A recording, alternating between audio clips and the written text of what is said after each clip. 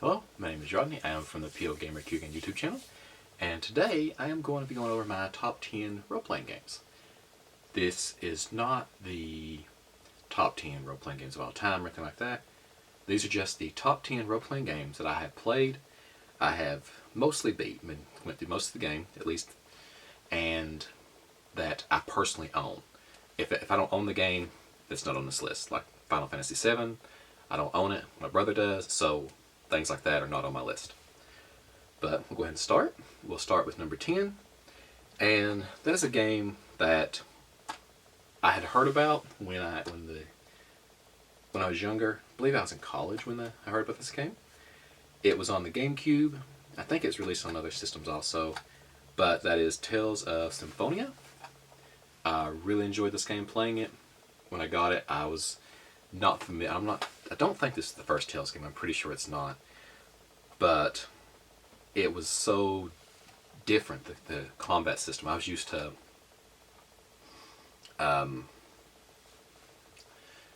like turn-based RPGs, and this one was really different, and I really enjoyed it. So that's my number 10. Number 9, I'm kind of this one, part 1 more so than part 2. And the reason why is because, well, the reason why I don't put part 1 on here is because I don't own part 1. But part 2 I've actually been playing since I bought it, and I really enjoyed it. And that was originally it was on the Dreamcast, and then they released it, part 2 on the Xbox, the original Xbox, and that is Shenmue 2. I'm really enjoying it. I can't wait for Shenmue 3 to come out. I'm not sure about the backer stuff. So I didn't do the Kickstarter, and I'm not doing the Slacker back or anything like that. But I'm really enjoying Shenmue. I've almost completed this one. Shenmue 1 I played, and I believe I beat that one on the Dreamcast. That was when me and my brother lived together because he owns that game. Number 8 is a game I'm actually played the game after this first. But I've been a huge fan of the Shinigami Tensei or Tensu games for a long time, and I've recently got into the Persona series. And so my number 8 title is Persona 3. I started playing this, I was kind of hesitant at first because they take these guns, they pull them to their head and pull the trigger. Not the biggest fan of that, but if you can get past that, it's actually a pretty good game. If you can find, there's actually another version of this. It's actually just called Persona 3. It doesn't, there's an update or there's something that's not in it. So if you get it, make sure you try to get the FES version. But it's actually a really good game. I highly recommend it. Can't wait for Persona 5 coming out here soon. I'm really excited. Okay. Number 7 on my list is a game that came out on the PS1. And when I got it, this was a action RPG, I believe they call it, and I died on the first boss because I was really not used to the controls, and it took me a little while to get used to it. When I did, I really enjoyed it, and I really liked the my brain's going completely blank. The story in the game, because it's actually the first cinematic when you see this rat like kind of explode and turn into this giant monster. It was really cool. And if you've played this game, you probably know what I'm talking about, and that is Parasite Eve. I had never played part 2, but part 1 is really good. I've really enjoyed this game. When I first got it, I played the heck out of it. But yeah, it's a very good game. Highly recommend it. My number 6 game was on the PSP. I bought it not really thinking about it, because I was like, oh, okay, that's an RPG. Because when I first got my PSP, I think I bought Darkstalkers, like Need for Speed, I think Ridge Racer. I think those are the games. Like that, it was more not really something you sit down and play for a long time. And then I found out on the PSP you could actually hit the home button, or if you just turned it off, it would actually keep where you're at. It wouldn't delete. Like you didn't have to have a quick save feature. As long as your battery had power in it, you could come back to the game anytime. And so I started looking for RPG games to play, and this is one of the first ones I saw that people were getting good reviews for. And when I picked it up, I really enjoyed it. And that is Popolo Croix, I believe is how you say it. Very good game. There's just, I'm not sure how to describe it, because like it's kind of your typical story. You're a boy, you save the princess, but yeah, you got it like starting out. I think it was this one. There's another RPG I started playing at the same time around this time, but like one of them you didn't even have a sword at the beginning. You had to go find your sword and everything. But yeah, this one I highly recommend this game. This is very, very good. This is my number 6 choice. Almost miscounted. Alright. My number 5 choice is a game on the GBA.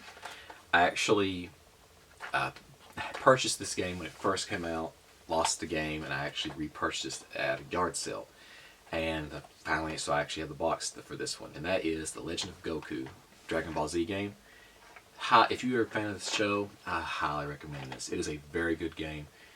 It follows the storyline pretty closely, and you get to play as your favorite characters, and it's really, really good.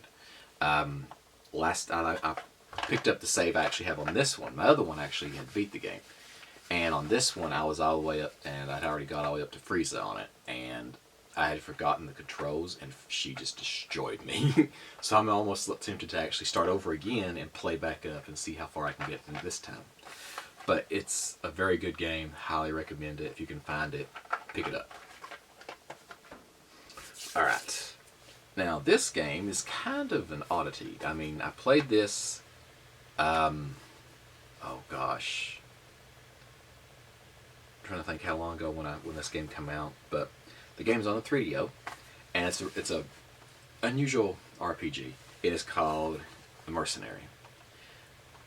When I started playing this game, I could not figure out how it worked, and it just took me forever. And so but in this game, what you have to do is when you kill the other people, there's like a static field, and you have to walk through it, and that's how you increase your level. So if you can go around and kill a bunch of weak creatures, and you don't really gain much level of experience from that. But if you can start killing the higher level creatures, then you'll actually jump in levels really quickly. But it's really, so it's one of those things, like it's really hard to kill the higher level creatures, so you have to kind of be careful not to tackle something that's too big. When you die, you actually, the story of this game is everybody in the world is stuck inside this video game, and you're part of the resistance that's sending you in to basically try to wake everybody up. And every time you die, you get sent out of the game, and you wake up, and they send you back in, but you've lost some of your powers. So yeah, but it's highly recommend. Very good story. I mean, it's got some full motion video stuff in it. The acting is not the greatest, but it's a good game. I highly recommend it. It's very enjoyable. That's number 4. Number 3 game is another game on the Game Boy Advance.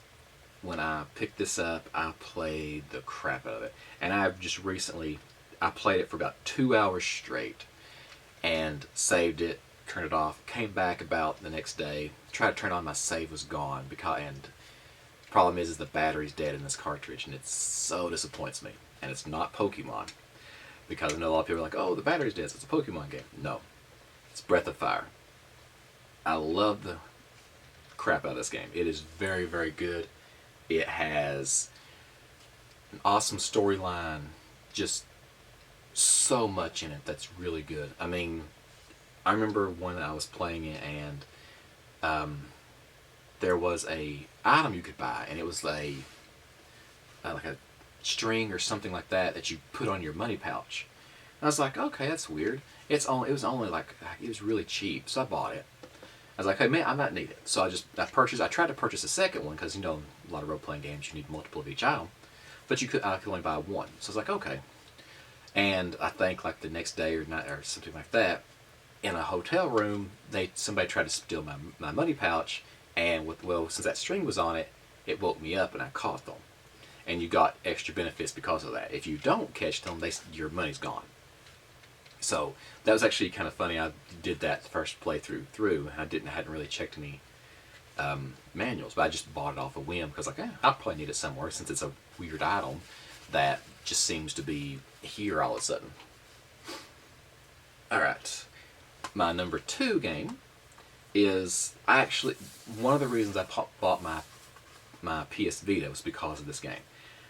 Because I never played this game on the PS2. I really wish I would have because it's a very good game. But seeing gameplay footage and the reviews that people were giving it made me want to buy the Vita. And that is Persona 4 Golden. This is one of my favorite role-playing games of all time. I've played a bunch of different role-playing games and very few can even compare to this.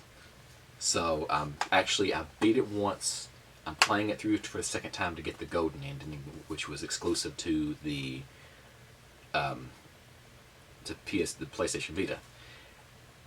Enjoying it. I'm enjoying it my second playthrough through. I chose to be in a theater club, or no, the music club the first time. Now this time when I'm going through, I'm choosing to be in the theater club.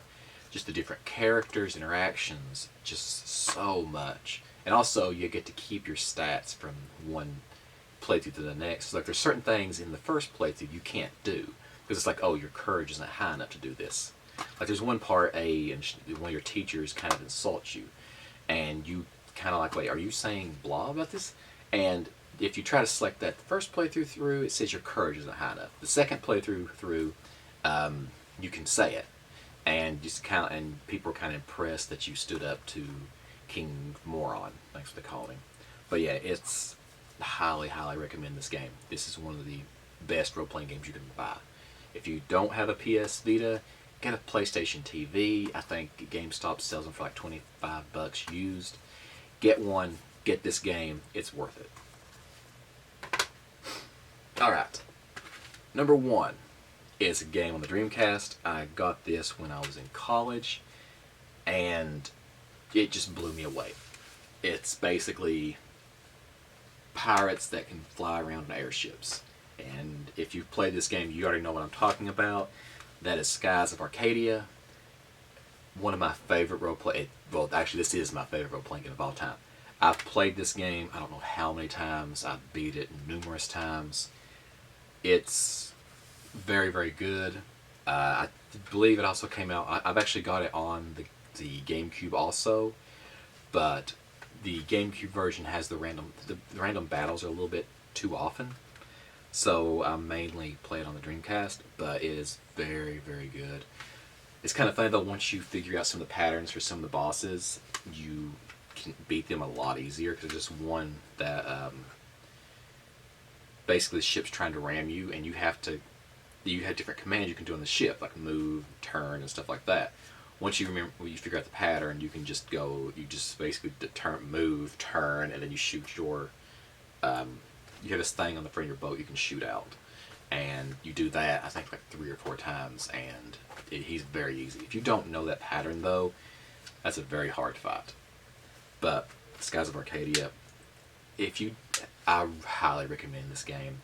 Find a way to play it. I don't know if you need a Dreamcast or a GameCube. I don't know if it came out on any of their systems. I believe it's only 2 systems, but find this game, play it somehow. It is very good. It is very much worth it. On even Final Fantasy games or Dragon Warrior or any of those, I've played a lot of them. They do not compare to this for me. I mean, this is the closest game I've ever played to it, and this really, I don't even think compares to this. So yeah, Skies of Arcadia, number 1. Very good. Highly recommend it. I wish there's a Skies of Arcadia 2, but there never was. Actually, I think these characters are in Valkyrie Chronicles, I believe. It's a tactical game. I actually did one of my recent pre-cups video, and they're in that game, but it's not the same characters. It's like just their way they look, and I think their names are the same. But yeah, recommend this game. Play it. It's awesome. Well, that's my top 10 role-playing games. I hope you enjoyed it. If you liked the video, give me a thumbs up, and I'll be back here with a video pretty soon, and till next time. Thank you for watching my video. If you liked the video, go ahead and give me a like. If you'd like to see more from me, go ahead and hit the subscribe button. I release at least 2 videos a week. Most of the time I release more. Leaving a comment actually helps me a lot, helps me know what you'd like, dislike, or would like to see on my channel, so go ahead and leave me a comment. If you would like to get in touch with me, have any questions, anything like that, you can go ahead and email me at vmail@pogamer.com. You can also follow me on Facebook, Twitter, and Instagram. As always, thank you for watching, and until next time.